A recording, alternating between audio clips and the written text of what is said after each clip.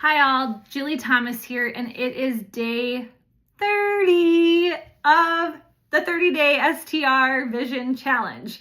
And you have made it, my friend. You stuck with me through all 30 days. You worked your way through that workbook. You really were thoughtful and intentional with your answers and what you want this vision of STR ownership to be for you. And I could not be more proud that you have made it to this point, because it's like I said, it's all of the small actionable steps that are going to take you from where you're at today to where it is that you want to be. Because do you remember what I said? And I repeated it twice. Goals without a plan are just dreams. Goals without a plan are just dreams.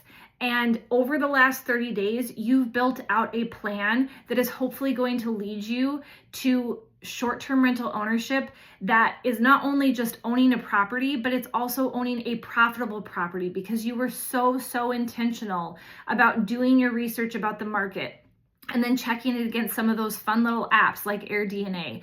You were so intentional about being thoughtful about where it was going to be exciting for you to invest and the guests that you wanted to rent to.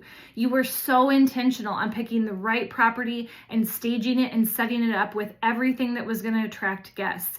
And you were so intentional about making the decision that you needed to manage it with a guest first mindset. And here you are, feeling so much more confident in a direction of where you could go in order to be able to purchase a short-term rental property. But your journey does not end today. Your journey is just getting started. My journey started 10 years ago with one property, and 2 years later it was another property, and 2 years later it was another property, and so on and so forth, until I found myself managing a portfolio of 6 properties across 3 states.